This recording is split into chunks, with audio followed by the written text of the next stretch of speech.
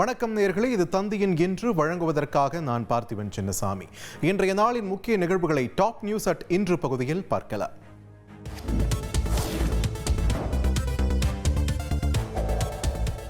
பாகிஸ்தான் எல்லையை ஒட்டிய ஜம்மு காஷ்மீர், பஞ்சாப் உள்ளிட்ட 4 மாநிலங்களில் போர்க்கால ஒத்திகை.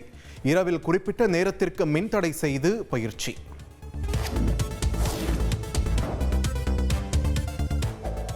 மத்திய பிரதேச மாநிலம் போபாலில் பல்வேறு திட்டங்களை தொடங்கி வைத்த பிரதமர் நரேந்திர மோடி.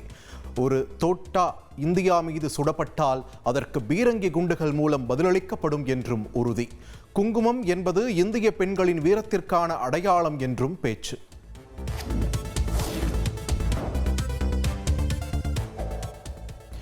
ஆபரேஷன் சிந்தூரின் போது இந்தியா ஆரம்பத்தில் இழப்புகளை சந்தித்ததாக முப்படை தலைமை தளபதி அனில் சௌஹான் தகவல்.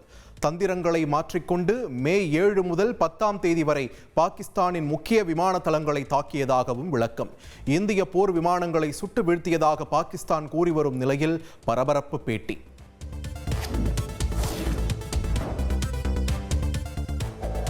மதுரையில் 17 கிலோமீட்டர் தூரத்திற்கு முதலமைச்சர் மு.க.ஸ்டாலின் பிரம்மாண்ட ரோட் ஷோ. சாலையின் இருபுறமும் ஏராளமானோர் திரண்டு உற்சாக வரவேற்பு.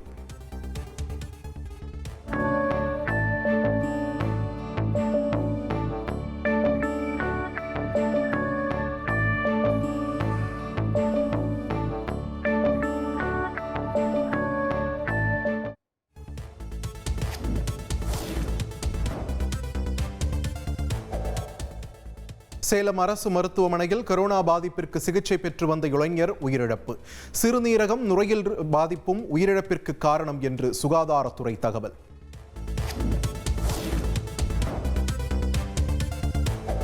நாடு முழுவதும் கடந்த 24 மணி நேரத்தில் கொரோனா பாதிப்புக்கு 7 பேர் உயிரிழப்பு.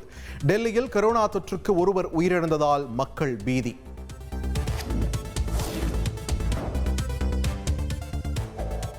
பாமக தலைவர் அன்புமணி ராமதாஸ் 2வது நாளாக 11 மாவட்ட நிர்வாகிகளுடன் ஆலோசனை. ராமதாசுடன் மோதல் நீடித்து வரும் நிலையில் தனியாக கூட்டம் நடத்தும் அன்புமணி.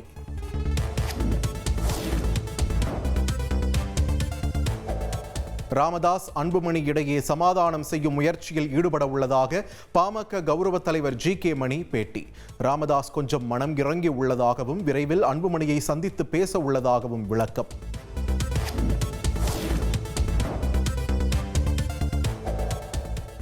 அன்புமணி ஆதரவாளர்களாக உள்ள பாமகவின் 16 மாவட்ட செயலாளர்கள் மற்றும் 4 மாவட்ட தலைவர்களை நீக்கி ராமதாஸ் உத்தரவு.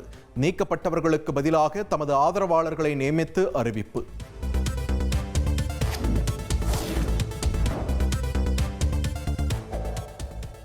தேமுதிகவிற்கு மாநிலங்களவை உறுப்பினர் சீட் வழங்கப்படுவது தொடர்பாக இபிஎஸ்ஐ சந்தித்த தேமுதிக பொருளாளர் எல்.கே. சுதீஷ். 1 மணி நேரத்திற்கும் மேலாக பேச்சுவார்த்தை நடந்த நிலையில் தொடரும் இழுபறி.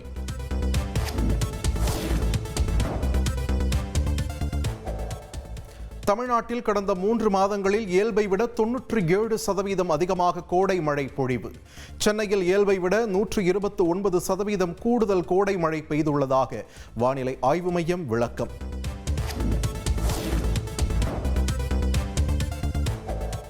சென்னை கீழ்ப்பாக்கத்தில் தனக்குத்தானே கட்டி வைத்திருந்த கல்லறையில் மறைந்த நடிகர் ராஜேஷின் உடல் நல்லடக்கம். குடும்பத்தினர் மற்றும் உறவினர்கள் கண்ணீர் மல்க இறுதி அஞ்சலி.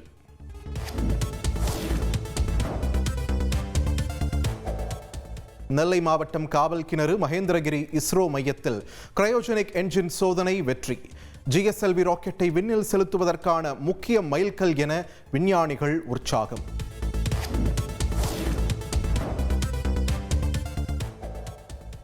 வந்தே பாரத் ரயில்களில் அசைவ உணவு வழங்குவது ரத்து செய்யப்பட்டதாக வெளியாகும் செய்திகளில் உண்மை இல்லை. சமூக வலைதளங்களில் பரவும் தகவலுக்கு தெற்கு ரயில்வே மறுப்பு.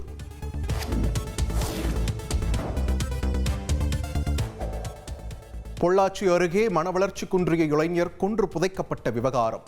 குற்றம் சாட்டப்பட்டவர்களை பிடிக்க கேரளா சென்றபோது 18 சவரன் நகை, 1.5 லட்சம் ரூபாய் பணத்தை கையாடல் செய்த புகாரில் மகாலிங்கபுரம் சப் இன்ஸ்பெக்டர் கைது.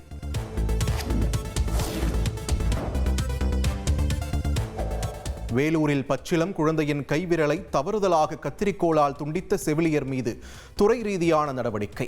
குழந்தையின் பெற்றோர் அளித்த புகாரின் பேரில் செவிலியர் மீது போலீஸ் வழக்கு பதிவு.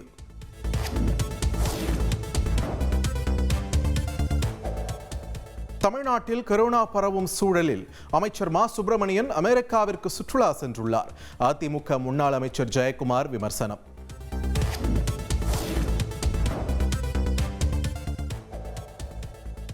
தமிழகத்தில் நடைபெற்ற முக்கிய மருத்துவ ஆய்வை பற்றி அமெரிக்காவில் கலந்து கொண்டு பேசியதாக அமைச்சர் மா சுப்பிரமணியன் விளக்கம். பயணத்தின் மொத்த செலவையும் அமெரிக்க உளவியல் மருத்துவர் சங்கமே ஏற்றுக்கொண்டதாக முன்னாள் அமைச்சர் ஜெயக்குமாருக்கு பதிலடி.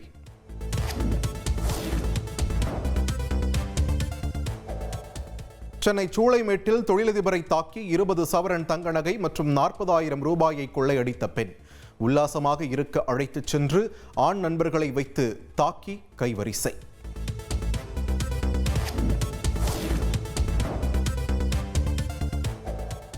ஆண்டிப்பட்டி அண்ணா கூட்டுறவு நூற்பாலை நிர்வாக அலுவலர் மீது பெண் ஊழியர் பாலியல் புகார். போலீசார் வழக்கு பதிவு செய்து விசாரணை.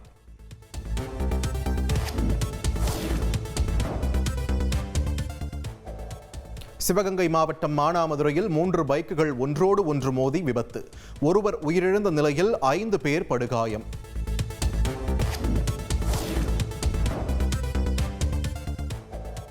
செங்கல்பட்டு மாவட்டம் கிளியாநகர் கிராமத்தில் திரௌபதி அம்மன் கோவிலில் விமர்சையாக நடந்த அக்னி வசந்த மகாபாரத பெருவிழா.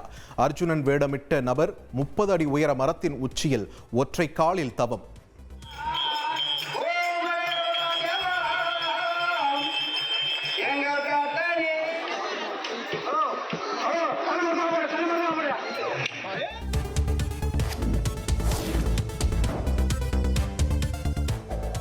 ஆசிய தடகள சாம்பியன்ஷிப் தொடரின் 400 மீட்டர் தடை தாண்டும் ஓட்டத்தில் வெண்கலம் வென்றார் தமிழக வீராங்கனை வித்யா ராம்ராஜ்.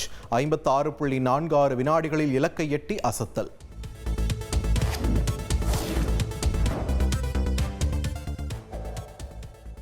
ஆசிய தடகள சாம்பியன்ஷிப் தொடரின் மகளிர் 400 மீட்டர் ரிலே ஓட்டத்தில் வெள்ளிப்பதக்கம் வென்றது இந்திய அணி.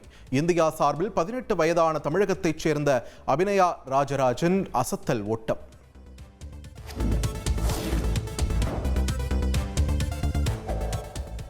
இயக்குனர் சுசீந்திரனிடம் உதவி இயக்குனராக உள்ள நபரை கடத்திய வழக்கில் வழக்கறிஞர் உள்ளிட்ட 5 பேர் கைது. உதவி இயக்குனரின் காதலியை ஒருதலையாக காதலித்தவர் ஆள் வைத்து கடத்தியது அம்பலம்.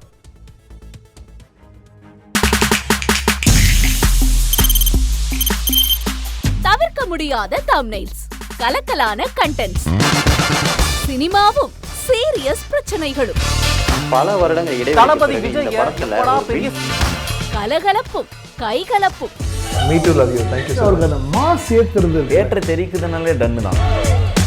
பிரேக்கே இல்லாமல் பிரேக்கிங் நியூஸ் சொல்லும் தந்தி டிவி ஆப். இன்ஸ்டா தலைமுறை வரை இறங்கி அடிக்கும் தந்தி டிவியின் டிஜிட்டல் எக்ஸ்க்ளூசிவ். அது தண்ணிக்குள்ள போகும்போது ஹேங் ஆயிடுச்சு.